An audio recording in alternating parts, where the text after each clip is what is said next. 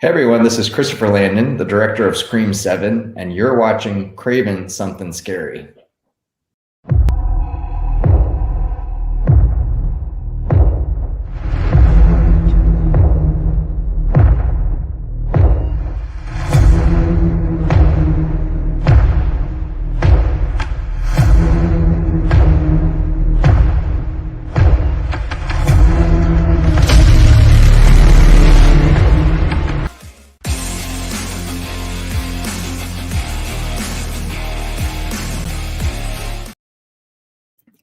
Well, good evening, ladies and gentlemen, visitors, subscribers, patrons, and of course, my amazing channel members, otherwise known as Cravenites. Welcome to Craven Something Scary, where it's all horror all the time. Guys, this is a night we've been looking forward to for a little while now. Yes, we're going to be talking with a very talented, amazing filmmaker who has made one of my favorite movies of the year. It's A Wonderful Knife. And I'm very excited. Last week, you all were able to meet Tiana Gordon, the production designer, and that was an amazing visit. And and this is really cool because we have Tyler tonight, who is of course, the director, the man in charge tonight. And my dog is even very excited. He literally is about to jump out of his skin in excitement. And guess what else happens on Monday? Just 2 days from now, we'll be meeting also Jess McLeod, who played the character Bernie in the film. So this is kind of a nice little, they're not back to back. There's a day in between so you can catch your breath, but it's going to be awesome. All right. Now, a couple of quick things before we get started. I want to mention that, yes, as you see on the bottom, please do send in your questions or comments for Tyler. As you guys know, in a situation like this, it's impossible to get to everyone's questions because we'll just, it's a matter of time and conversation and all those things. So don't take it personal, first of all, if your question is not addressed. It's not at all anything about you or personal, okay? It's just the way it goes in these scenarios. And those of you who've been here for a while, you know how that is. All right. However, I will say this. If you have a burning question, like you came tonight, I got to know, something about that angel, the angel costume, or anything about the film. We've got the man to answer the questions. All right, in charge of the entire film, the director, of course. I'm talking about Tyler Macintyre. So, if you do have that burning comment or question, send in a super chat. I will move you to the front of everyone else, and I promise you, I will not end this stream until all super chats are addressed. Okay, you have our word on that. And lastly, Tyler is being so generous with his time to spend an hour with us tonight. So this is a real treat, guys, for him to do this for us. So be creative in your questions. I know you guys are awesome and you have wonderful ideas. I look forward to seeing what you guys submit throughout the night. But that really, I think, is everything. Also, we have his Twitter and my moderators. Thank you, Denisha, Sarah Campbell, Val's Views for moderating the chat tonight and keeping things in order as they should be. And they will periodically be posting a link so that you can follow Tyler on Twitter or X, whichever you want to call it. I call it both. So there you go. There's the link. You can click that. Be sure you follow him so that you can stay up to date on everything going on with Tyler's career and elsewhere and other things too. So definitely do that. All right, guys, I'm excited. Let's do this thing. I am. Oh, and listen, one other thing. Five Nights at Freddy's. I'm going to touch on it a little bit, just a little bit with Tyler, but we're not going to be fielding any real questions tonight, okay, for Five Nights at Freddy's. So I just want to put that out there. Our focus tonight is on It's a Wonderful Knife. And if you haven't seen it yet, oh my gosh, get ready. It's coming to Shudder on December 1st. So get ready. So let's do it, guys. Please welcome, give a round of applause in the chat for the director of It's a Wonderful Knife, Tyler Macintyre. Welcome, Tyler. Hey, thanks so much for having me. This is really Great. I'm just seeing all the comments on the right here. Yeah. Hey, glad to be here. Thank you so much, man. You're probably beginning to wonder if you were ever going to come back if you're ever going to come back on the panel. It's like, oh my gosh. But yeah. No. But hey, I've had longer intros. It's okay, good. Wonderful, man. Well, let me just say before we get into some of the questions, and Tyler, one thing I'll just mention to you, I like to keep things, really loose, just real conversational, Sure. and not really scripted. I do have questions that I've, noted that I made sure I wanted to get, ask you, but other than that, I love to go wherever the conversation takes us. Great. And you have also free reign. Just know that anything you want to talk about as we get into it, feel free. Okay, feel free. Right.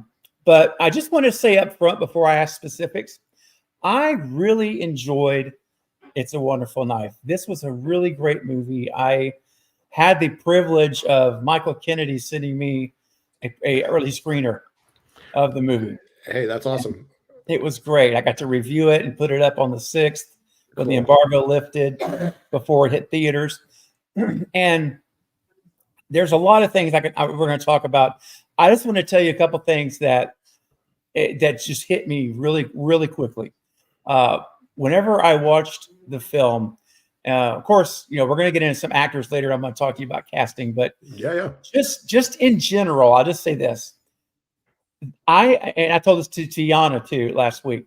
The costume of the angel killer, whenever that camera pulls back when she gets her wish, and she gets to be, as she was never born, she turns around, and that the guy is killed in the corner there. Mm-hmm. We finally see like the full thing in light.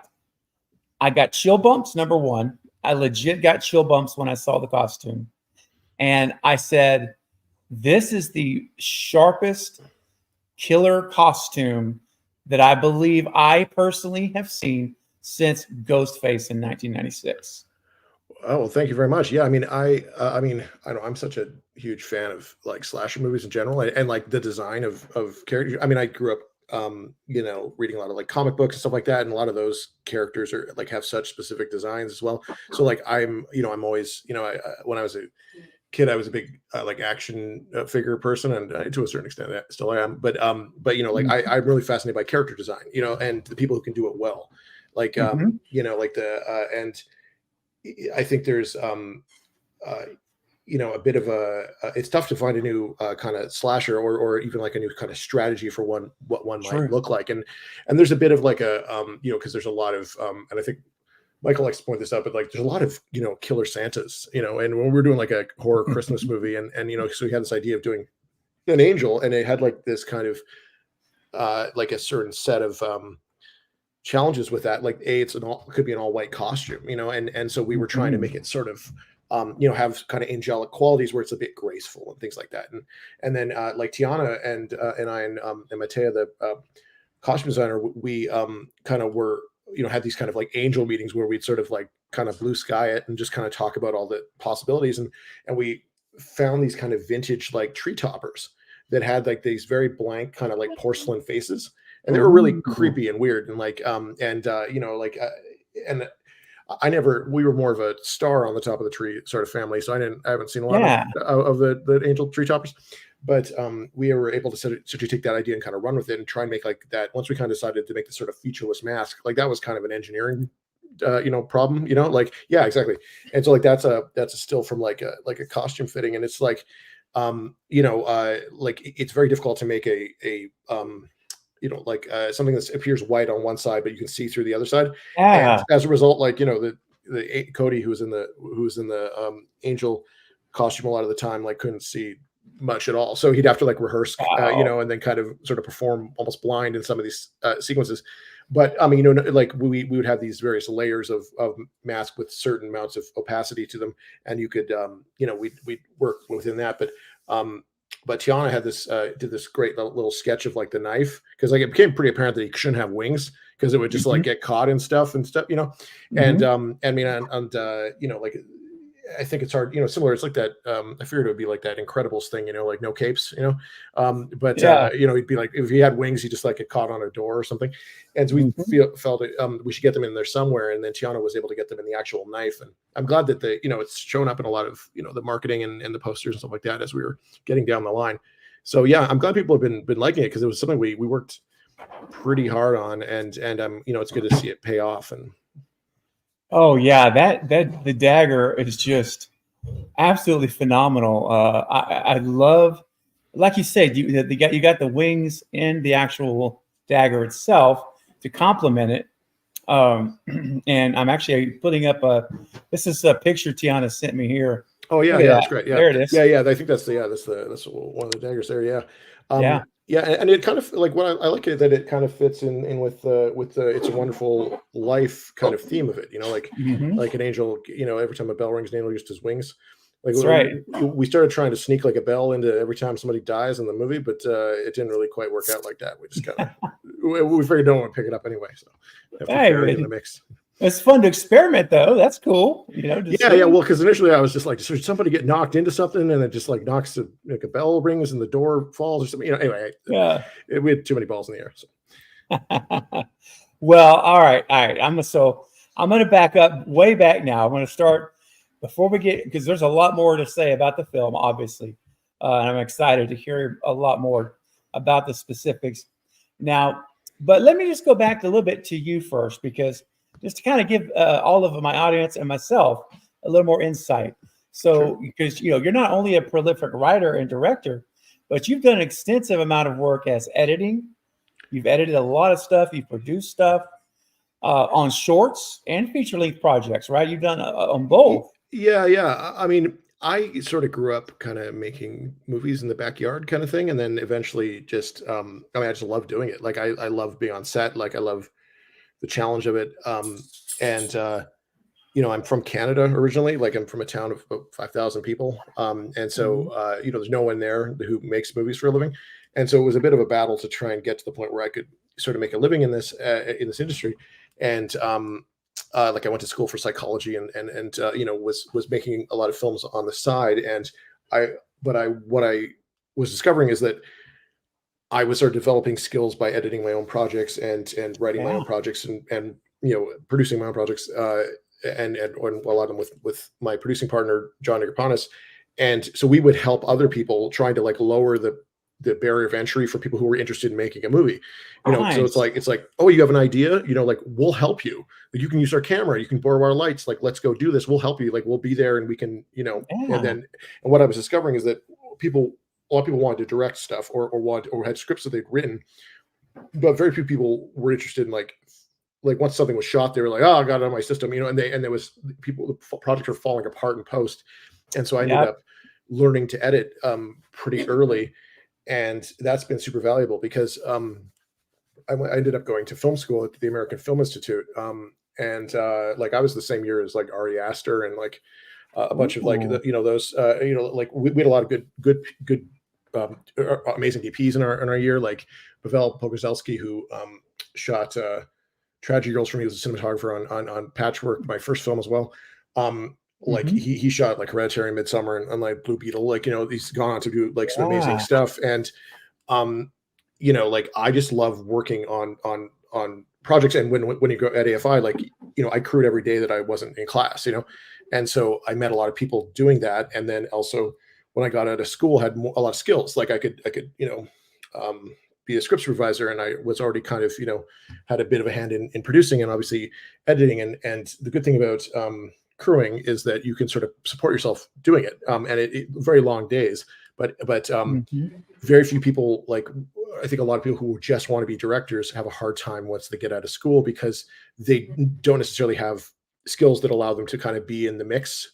And there's a lot of like first time directors who don't have set experience. That's, I didn't want that to be me.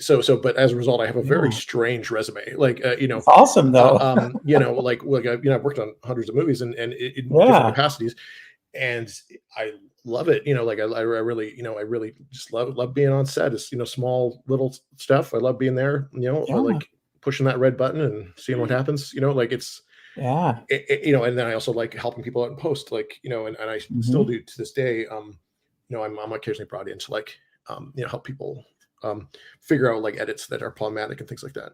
But I think just being an all kind of jack of all trades sort of filmmaker has helped me a lot.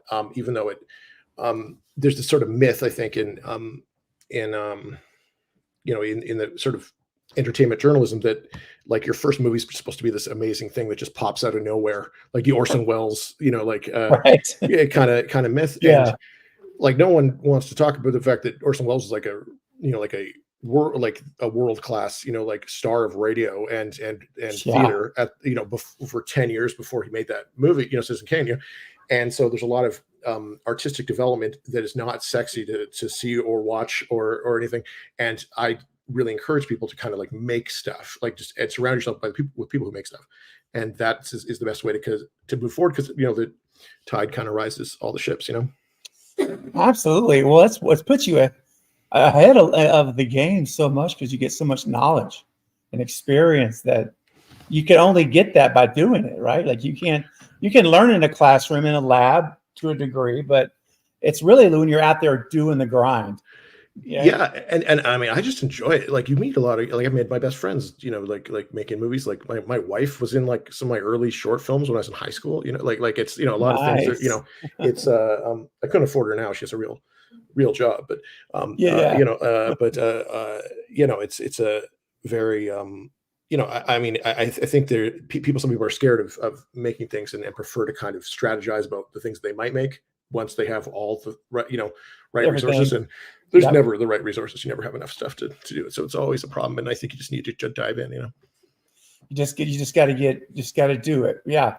And I tell people that, as far as now, this is, a lot different. It's similar in some ways because we're creating, like with YouTube, we're creating content, and a lot of time new channels that are, folks that are just starting brand new will ask me for some advice. And, and I tell them, look, basically what you just said, Tyler, don't wait till you have all the lights, all the software, all the, the perfect microphone, just take what you have, make sure it sounds decent, but you don't have to spend a lot of money for a decent starting microphone, and just do it. The hardest part is just to hit record, make the video, do the stream. But as you start to do it, you start to realize, okay, I could do this. And now I'm going to make this better and get this better. And right. But so many people never take that step, Tyler. They don't ever step out and start.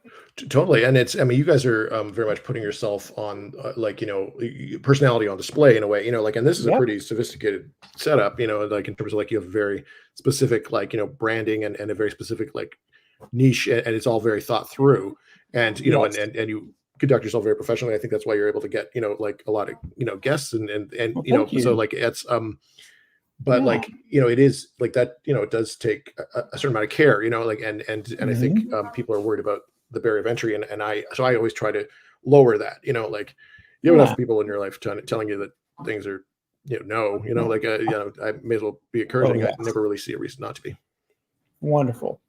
I love that. And you know what? We need more of that. So Tyler, thank you for being that voice of the people that are in your circle of influence. And because you're right, there's, you can talk to 10 people and 9 of them will tell you, no, don't waste your time. People are doing that. What do you have? What do you have to offer that's different? All these reasons why you shouldn't do stuff. But you know what? When you find that one voice that says you should, just take the chance. You know what? That means a lot.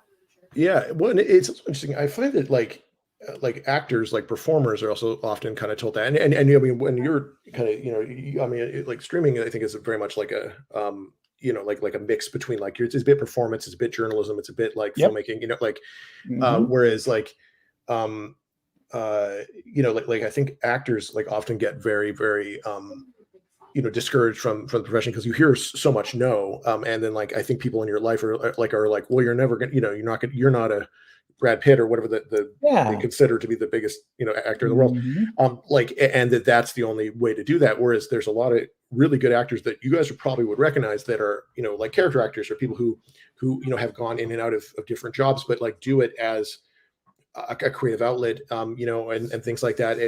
and it's like may or may not be part of their like this a lifestyle, and I think Yeah. like just being creative as a and conducting yourself in part of the industry, I think is like it's something that is should be encouraged, like and I don't think it necessarily needs to be like your job and profession needs to define you necessarily. That's right. Wonderful.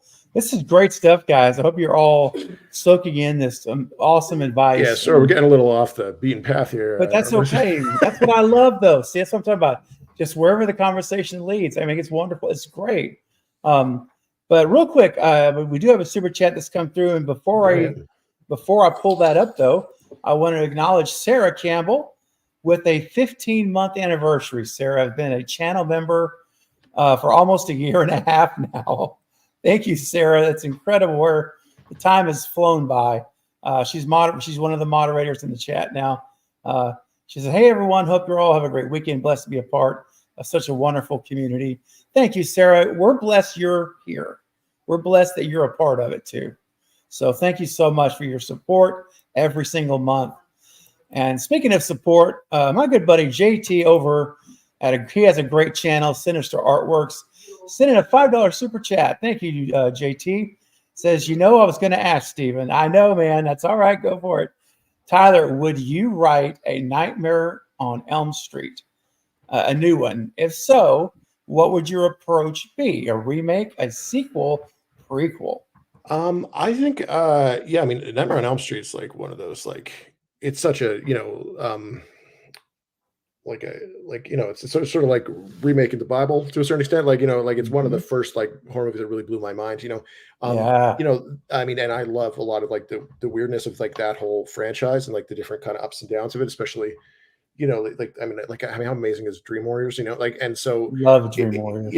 I think there's some kind of story areas left on the table, like to do like a prequel version of it, because they do get into a little of that in like the TV series, but like I think there's maybe a more like fulfilling way of doing that, where sort of the backstory of that kind of first wave of kids, like when before Freddy was kind of like really in the dream, the dream sort of state, and doing some sort of mixed narrative of that with that.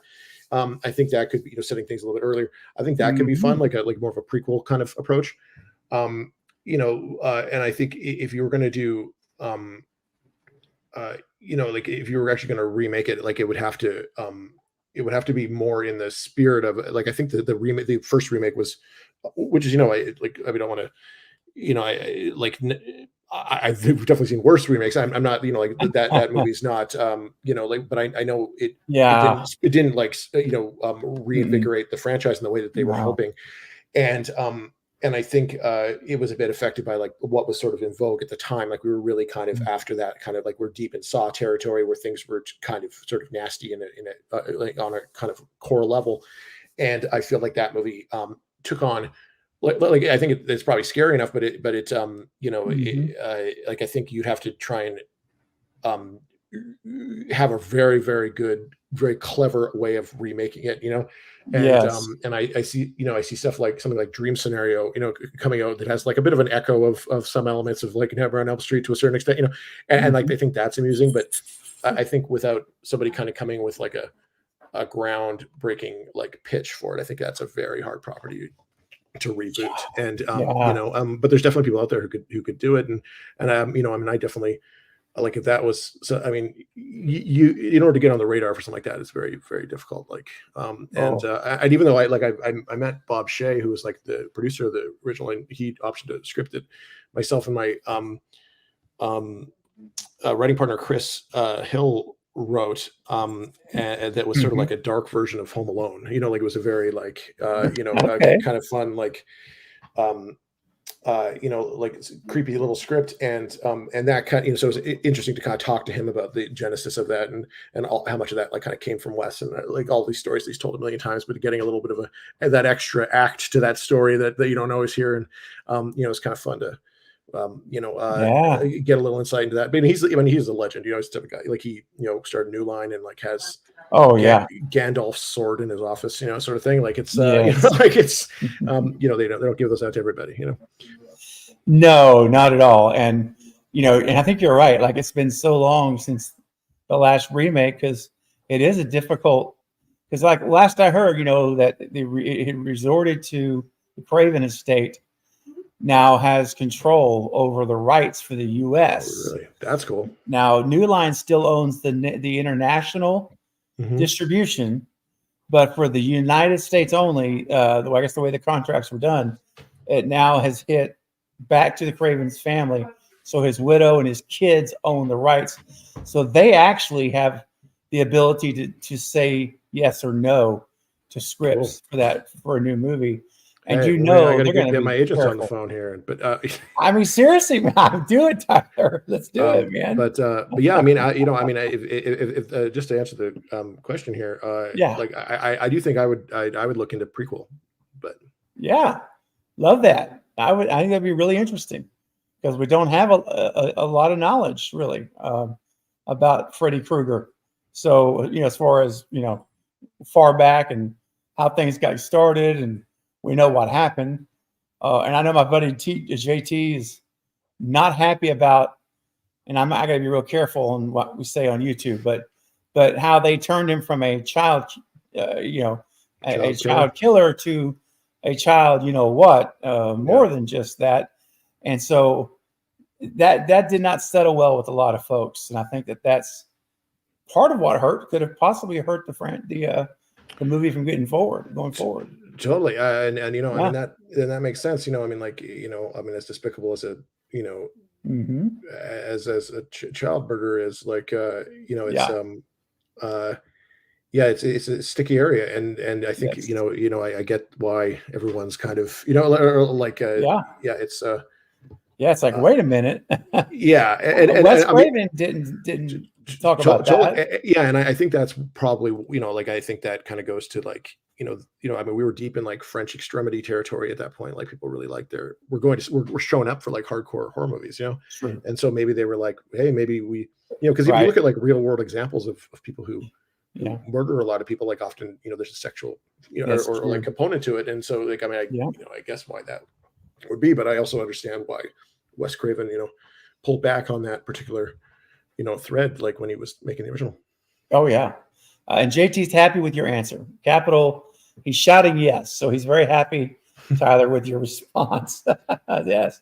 Let's get it going. Let's get Tyler directing and writing this new nightmare. That would be amazing. All right. Thank you so much, JT, for your question and your support. All right, let me jump back in here and let's see. Now back to It's a Wonderful Knife for a bit. I love the premise of the movie. Again, Michael Kennedy, I think, nailed an amazing script. He's going to be coming on the channel probably early December, so we can talk about the writing. I'm excited about that. But I think it was what a great script, right, to work with.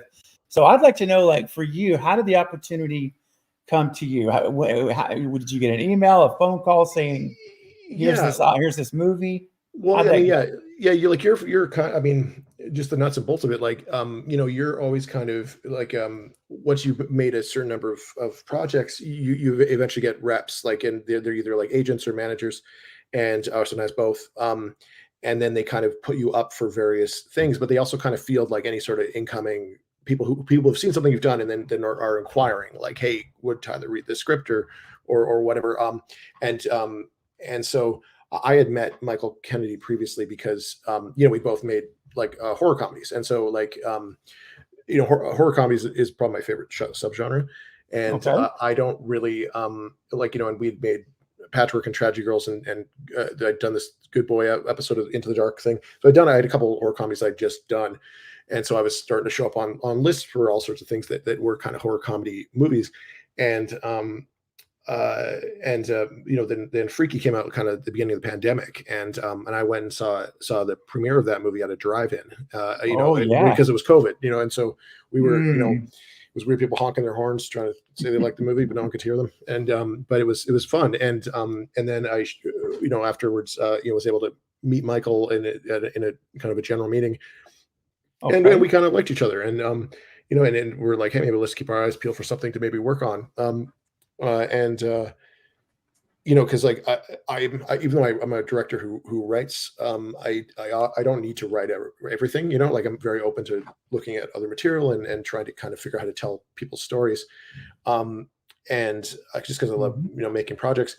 And then Seth Kaplan, who's one of the lead producers on this, as well as Adam Hendricks, who produced like Megan, and he has a company called Divide and Conquer with Greg Gilworth, and they so those three producers I'd known for for a number of years, and so I knew some of the people involved, and then so they sent me the script, and I kind of went through it and really loved the kind of jumping off point of it, Yeah. and I thought that we could dial up some of the like satire of like like Christmas and kind of corporate Christmas culture, and a little bit of like that kind of there's a shades of like the Hallmark kind of idea in it, and kind of because that's very much like where Christmas is right now. Like that's a very like the most common Christmas movies people watch are those movies, to a large extent. And so we knew like for me, like when I was a kid, the touchstone was some stuff like Home Alone, but we really wanted to lean into things that were more being produced now. And so we kind of dialed up a lot of the satire of it, and but the script didn't didn't really like it wasn't like a complete overhaul. We were just sharpening like the set pieces and things like that, and kind of barreling towards production. And so I came on around September last year, and then we ended up shooting earlier this year in March, April. So like it was a pretty quick turnaround for coming out for Christmas.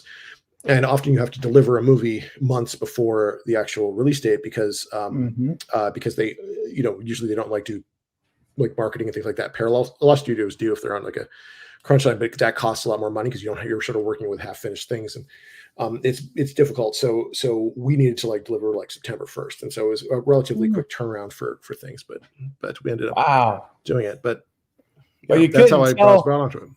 Well, I was gonna say you couldn't tell by the movie. The movie is looks like you took your time. It's amazing. It's such a good movie. And real quick before we go on to, I have some more questions, but real quick, super chats go to the front of the line, as I promised. My good friend Eric over at the Bearded Entertainment with $5 for the channel. Thank you for that, Eric. Says, did you always want to be a writer or director in the industry? Or is there any other discipline you wanted to pursue? Yeah, I would say I kind of wanted to be a director because, like, I think when I was younger and started making shorts, like I didn't even really know what a director did. Like I was 11 or 12 and I had no idea. So eventually you kind of realize that like, oh, like I like making these calls. I like picking the shots. I like telling people where to stand. I like figuring out the main decisions. And you can sort of divvy up the labor of it. But yeah, I definitely wanted, I like being a director, and I always like, I used to write a lot of like short stories and stuff like that. I used to draw a lot. And so like being a writer and kind of doing that sort of work by yourself to kind of come up with a story was something I really connected with. So yeah, it's definitely my first choice. And I learned things like the craft of editing kind of as a result of doing that work. But yeah, for me, it's always been directing first, and I would say writing kind of second. Nice. Love it. I guess when you know, right? When you know. Yeah. Well, and that's the other thing is like, it's tough, like a lot of people don't know what they want to do, like as a profession or just, what they want to have for lunch. And like, I definitely love, like I've never had that indecisiveness. I figured this out relatively early, and it just became, the battle was more about like admitting to myself and to like telling my family, that they, I planned on, trying to do this for a living. Yes, I can imagine. But I mean, I'm sure that gave you lots to prove. It gave you fuel in your tank, right? Yeah. Well, then once they started to like see, I mean, and weirdly, like, like a lot of those, movies I edited kind of, they start seeing my name pop up on like, credits and movies they're watching on TV and stuff. And they'd be like, oh, Tyler's working. And then eventually it was like, oh, the movie he played a theater here, and then it was like, yes. As soon as they could like go and see it, like, then it becomes a lot more real. That's right. Awesome, Eric. Thank you for the great question and for your super chat, buddy. Much appreciated. Now I want to talk for a little bit about the cast. So you pulled together a tremendous cast. Of course, the things we see right away is Joel McHale and Justin Long, right? And man, I'm a big Justin Long fan. Let me just tell you, and they both nailed their roles so well. And I mean, every time Justin was on the screen, for me, he just stole it. He stole the show, you know. And I love how I'm gonna ask you this question. Then that's a two-parter. The first part is I have to know about the accent. Welcome to Waters Cove. Is that something you directed him to do, or was it? We sort of shaped things like he like Justin is a very much a fountain of ideas, you know, like, and so like he came in and was kind of like in our first meeting he was like, hey, like I've got kind of a specific idea about this, and like on the page the guys, you know, like, you know, he's still, you know, same profession, still says like, you know, all these sorts of things, but he had sort of really honed in on this very specific kind of vibe. And so we talked through a lot of like his, you know, like he was going to be wearing like a wig that was like a lighter hair color for him, and like kind of like the sort of blondie kind of gray, you know, which is not his normal hair, and then also like wearing kind of like blue contacts, which is also very off-putting when you're kind of used to seeing him with dark eyes. And then you know, like the veneers, like and the idea of this idea that he has a lot of artifice, you know. And we started talking a lot about like, you know, the type of you know, kind of old school, like kind of baby boomer businessmen who have that sort of vibe. And we, you know, kind of honed around this kind of like, or zoned in around this idea that, you know, Waters, you know, like has a little bit of a chip on his shoulder about his father. And like, he sort of has this kind of sort of old school concept of like what kind of the glamour and power are, and he, you know, this stuff kind of spirals out of control. And then he started kind of walking in a lot of like very specific references, you know, like, and one of them was like I'm going to mess up the guy's name, but Joel Osteen, who's like a kind of, you know, has a very specific voice. And so I think he started moving some of that in, and then you know, and it was all just kind of part of this collage of stuff that we were doing. But I mean, I've been watching Justin Long, you know, steal scenes from people for, you know, 20 years now. And so I was really excited to you know, try and you know, because like at one point the studio was a bit like, hey, like, can we talk him out of those teeth? And I was just like, I don't think we want to.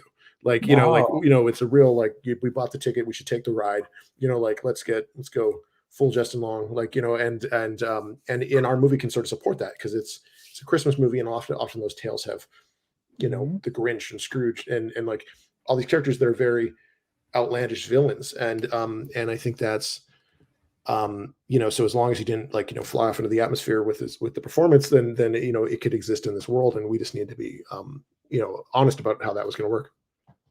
Yeah.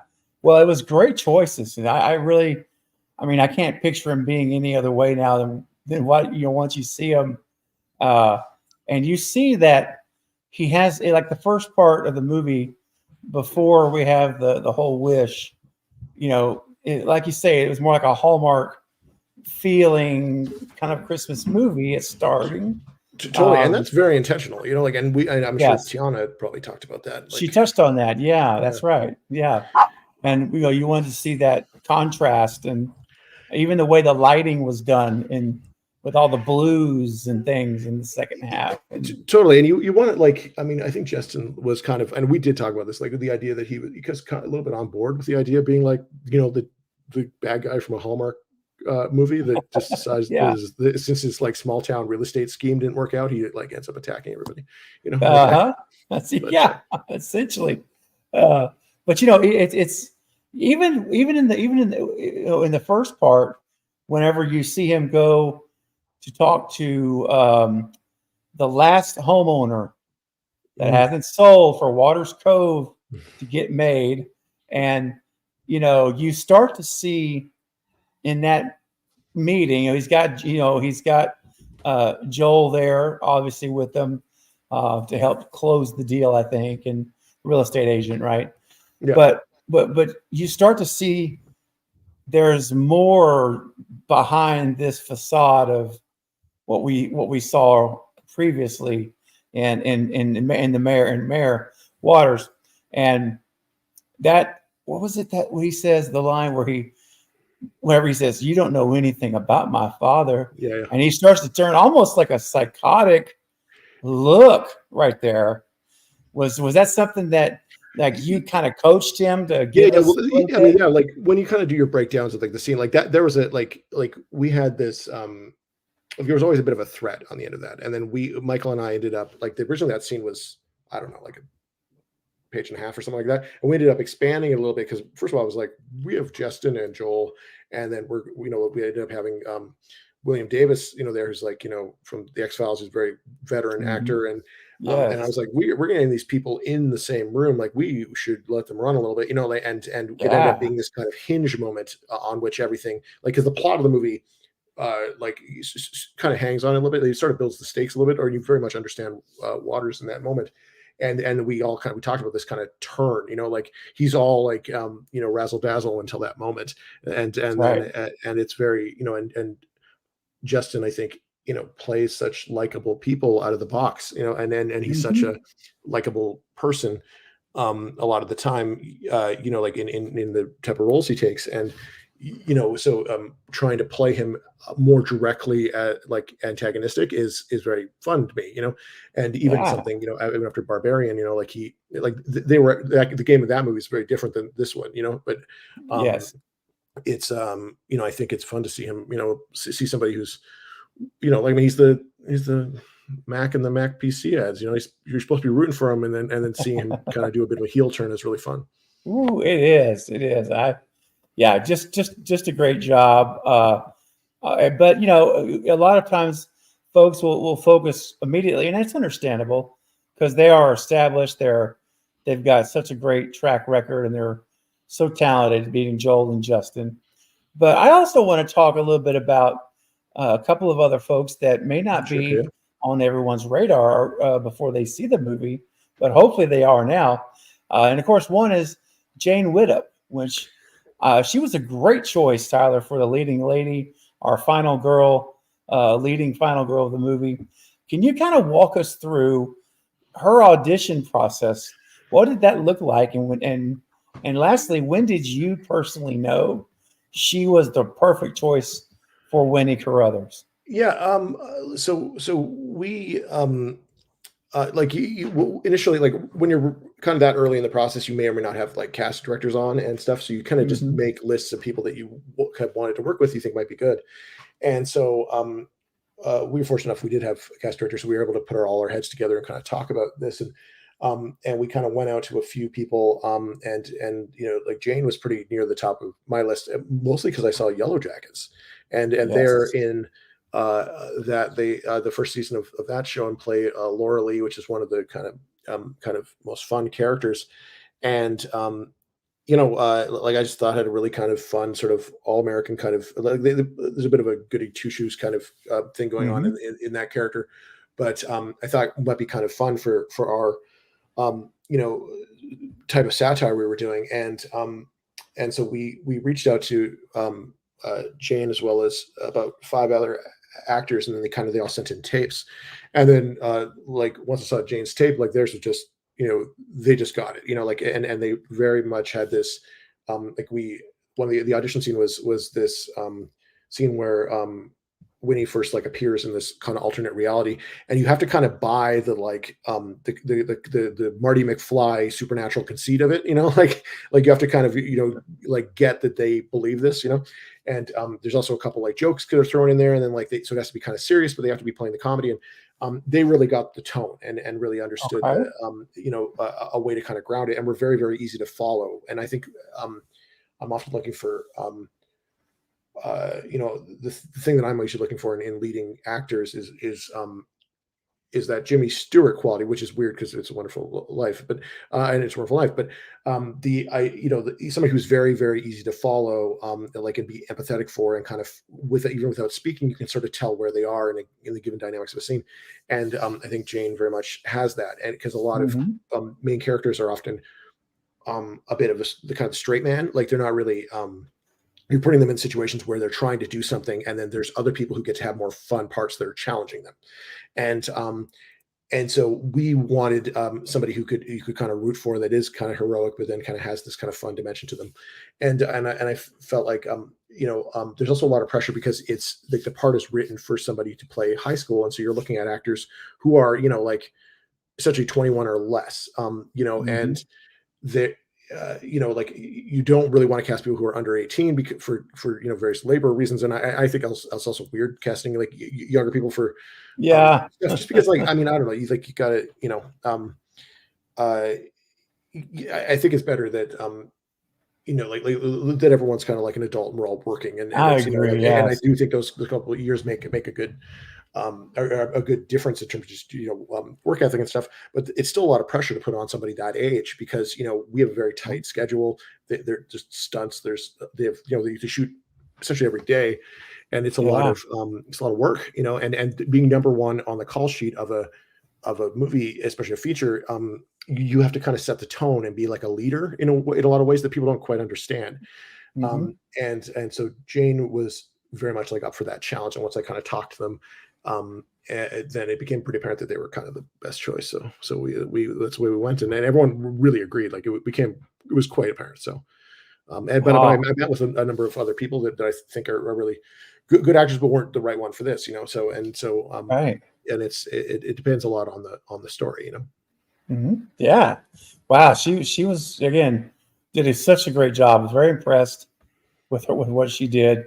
And my real quick, my good friend Michael, the Carbonite Jedi, I wanted to ask you if do people send in tapes through their agents or can they send in audition tapes directly themselves? I think it depends a bit on the part. Like often there is kind of different tiers. Like a lot of people have agents that like usually there's these portals like LA Casting or Actors Access Breakdown, like those sorts of things where actors sometimes join themselves, but Mhm. often managers have or managers agents whoever they are do submissions with their actors. And so most people who've been in a couple things, generally, even if it's just been short films or whatever, or even self-generated tapes, like demo tapes, will often have like a video component. Then they have their resume, and it may or may not have like what you would see could think of as like commercial credits.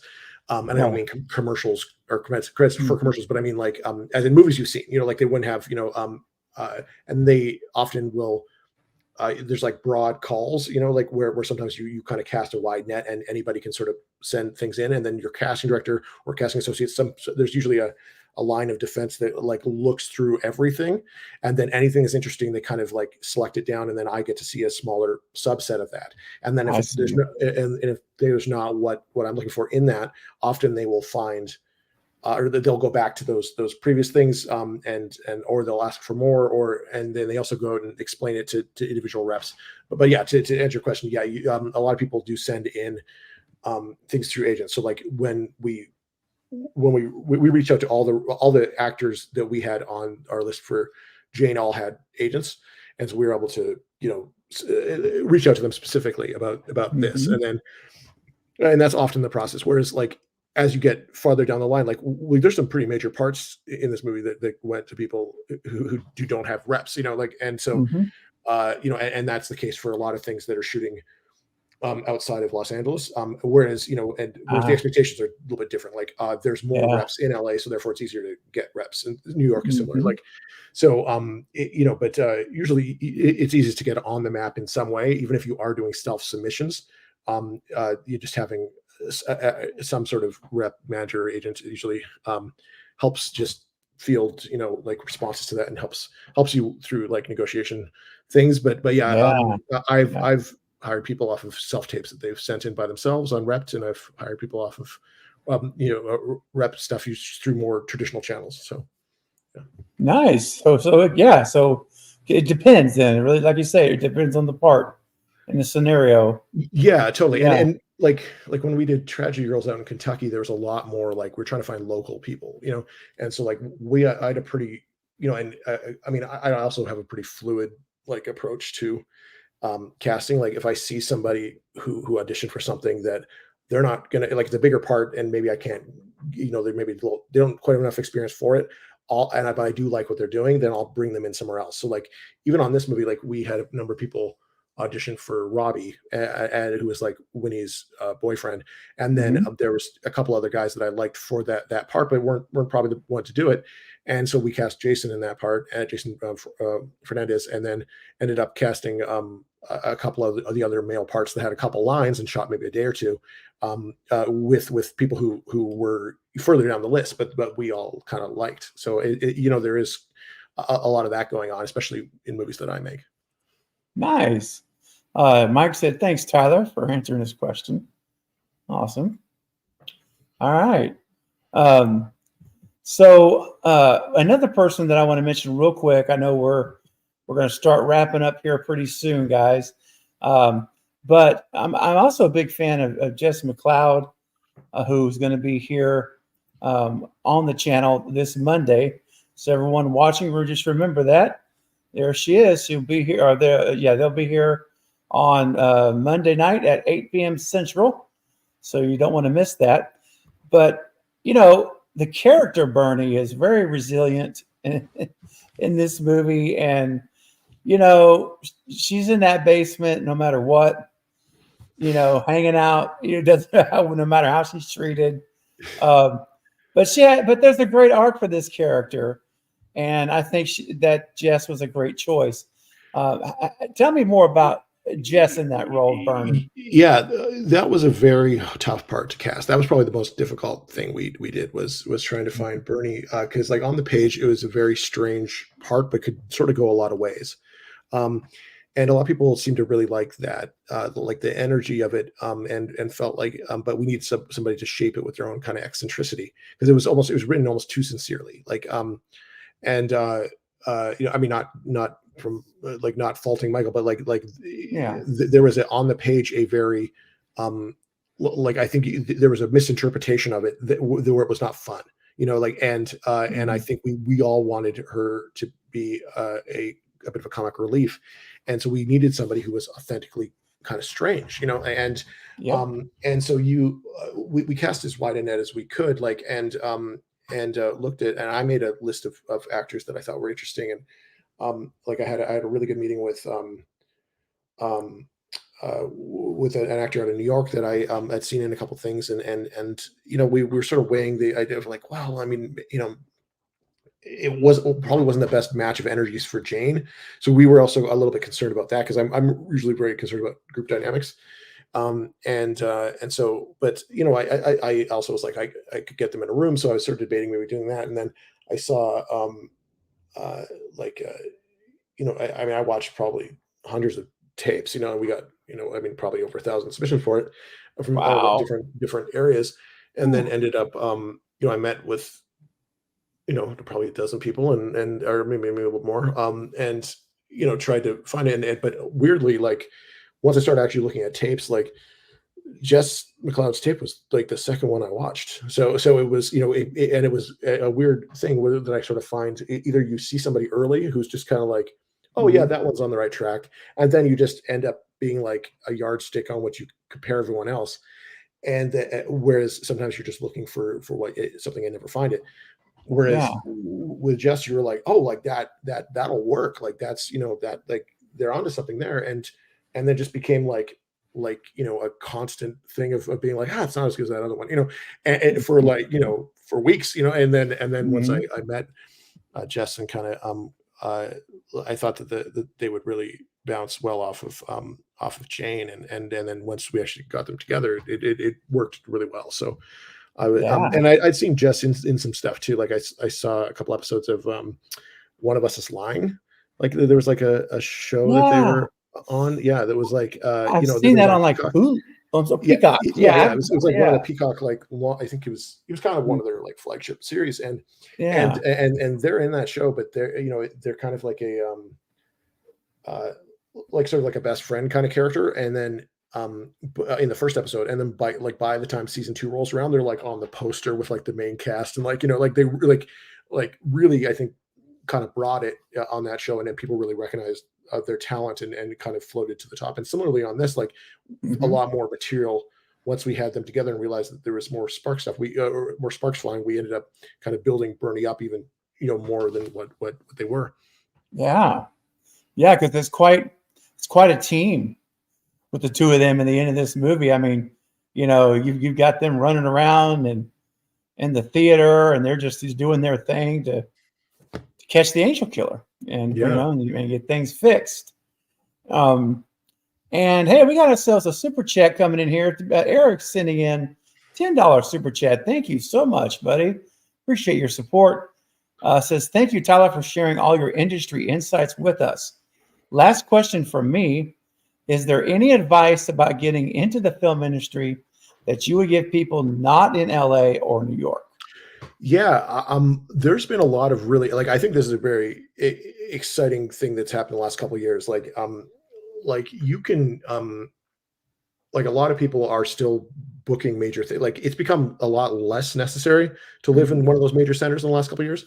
And at the same time, like there's a lot more like regional, like movies that are made in and not even places like Austin or Atlanta, but like you're starting to see there's a really interesting filmmaker out of Oklahoma named Mickey Reese, and things like a lot of these filmmaking, like these very, very vibrant filmmaking communities kind of popping up in small pockets. And I would encourage you to like, if you're not in the industry, like every, any city of, a couple 100,000 people probably has some sort of film scene, like especially these days, and it could be simple as people meeting and hanging out, going to watch movies or renting equipment out of their garage or whatever.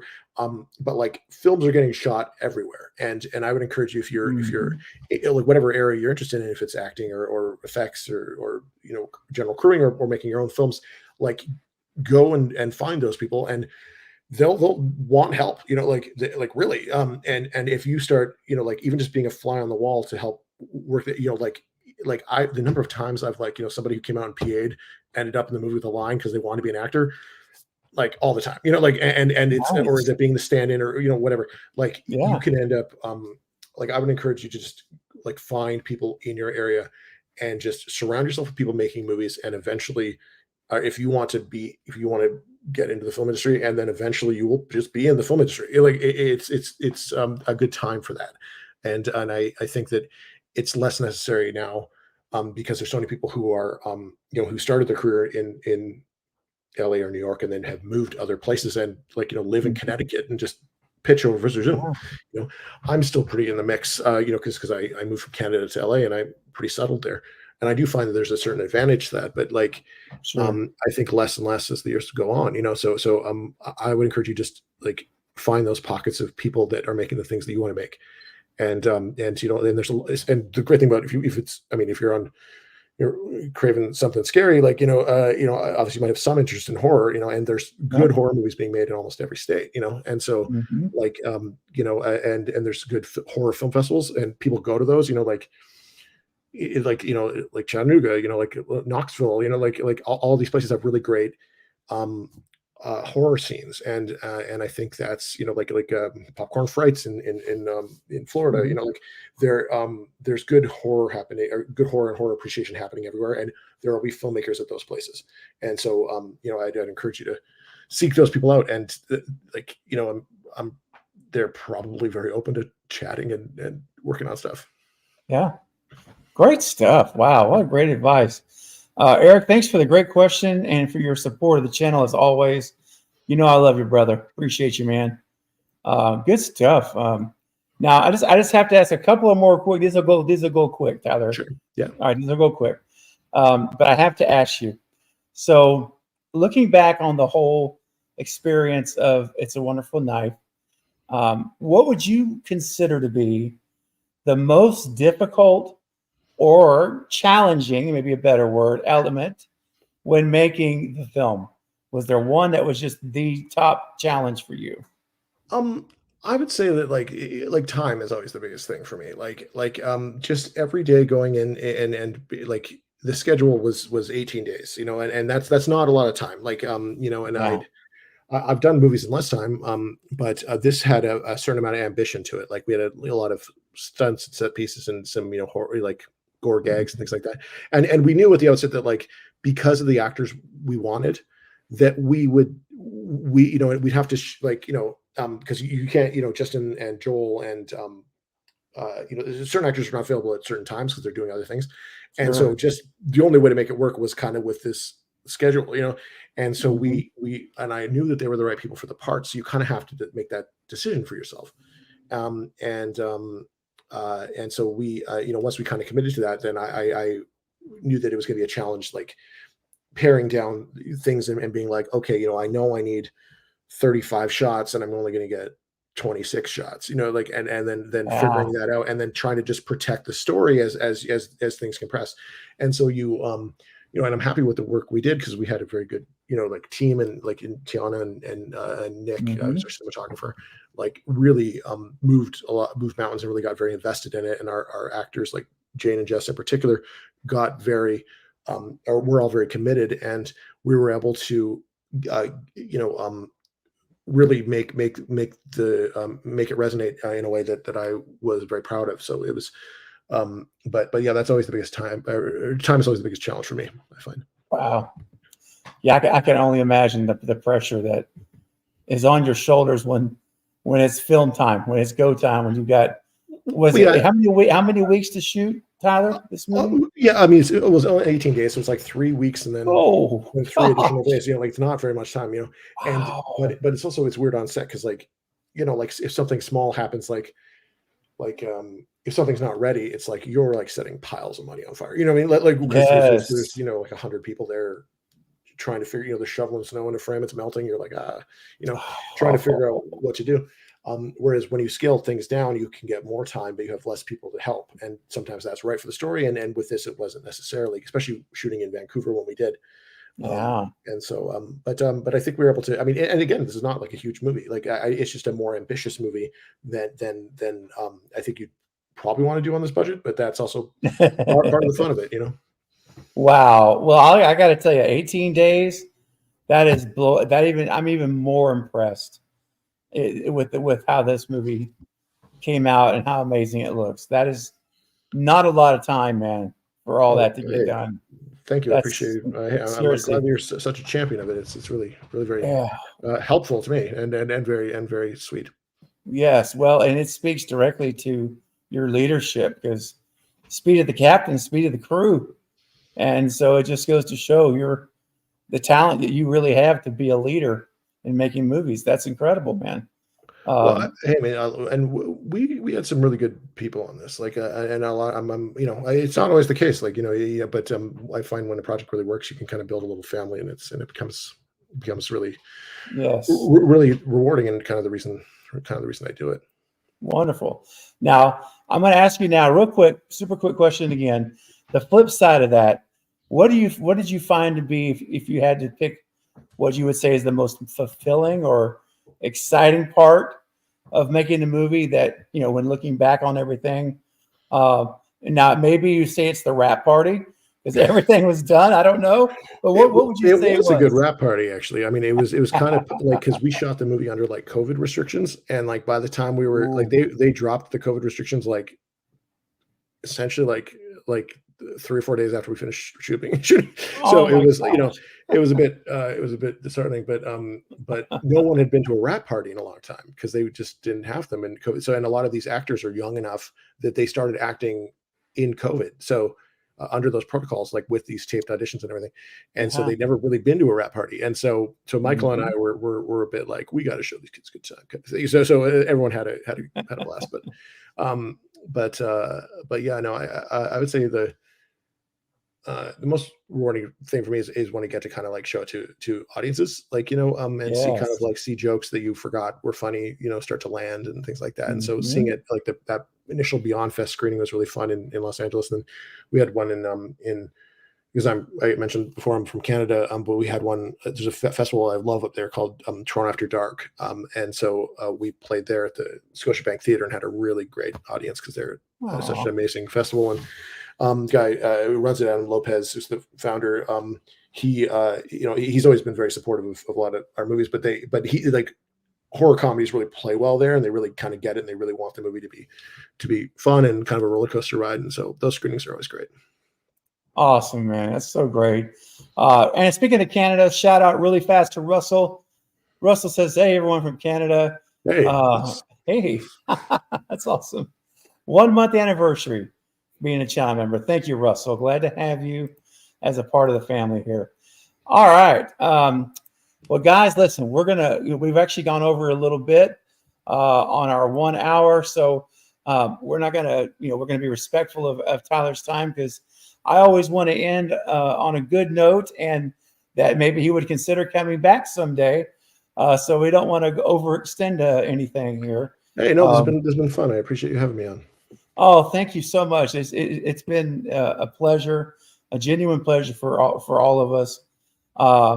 And Paula had mentioned, had asked the question, how do you approach casting companies?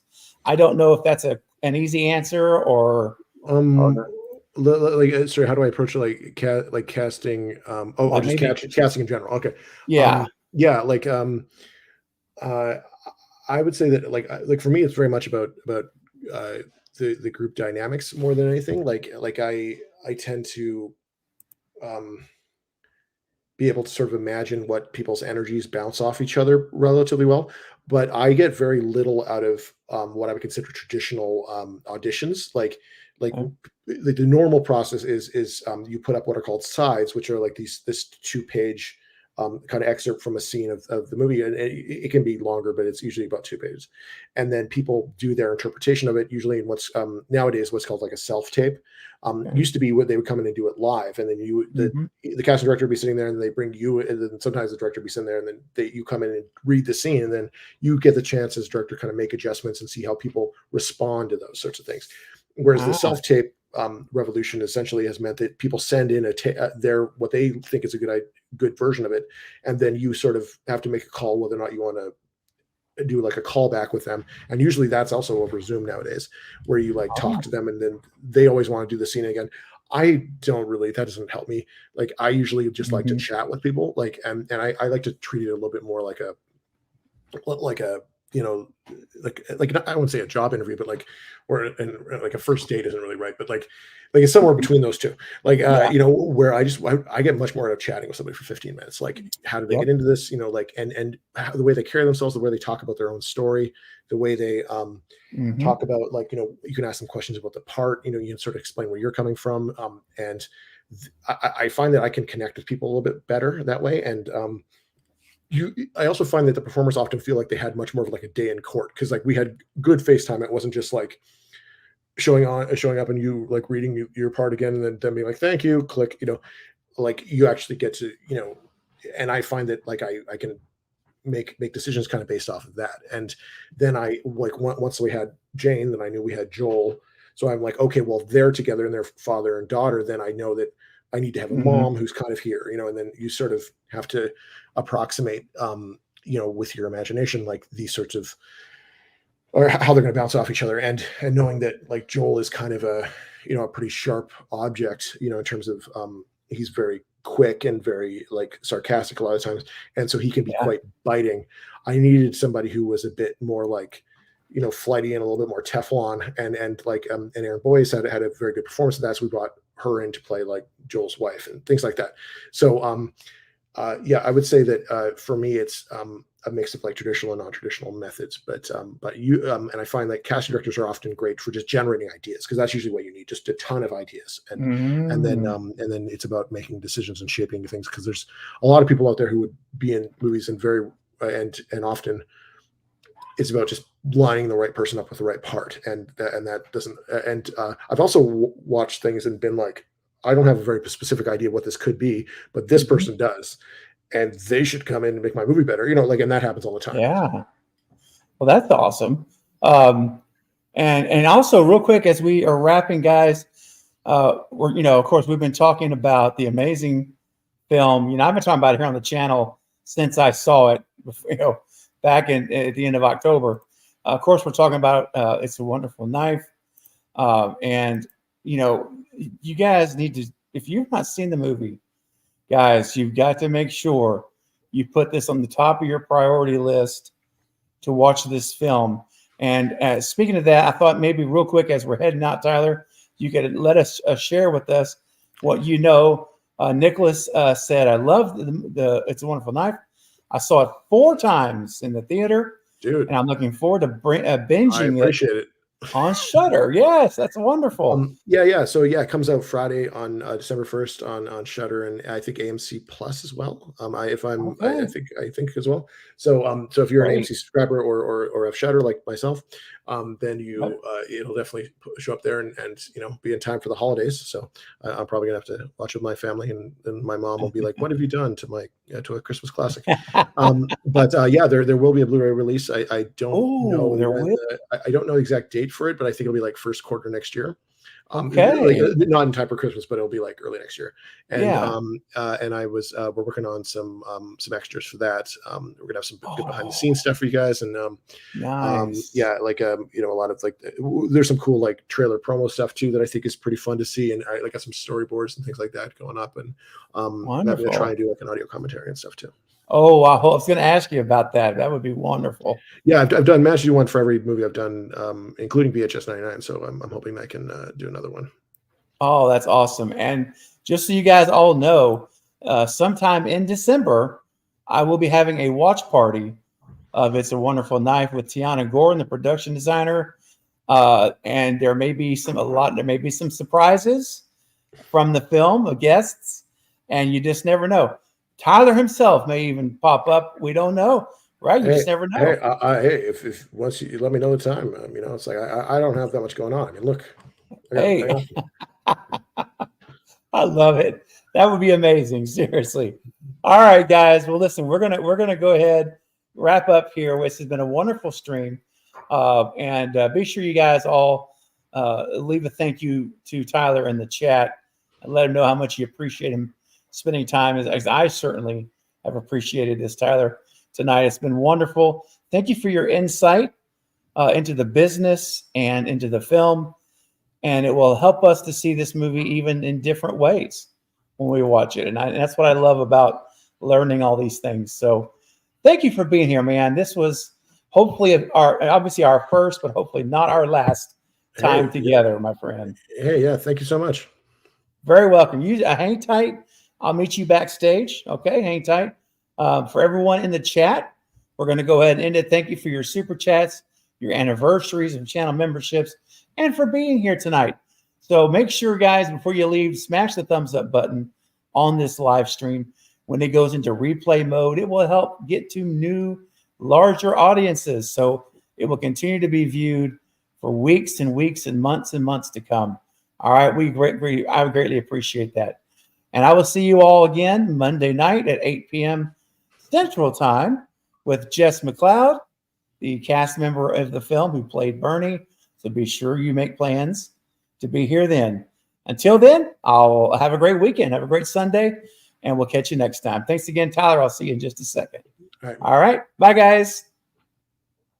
Hey, you have been watching Craven Something Scary. This is Lee Waddell, the original Ghostface, thanking you for stopping by and checking it out.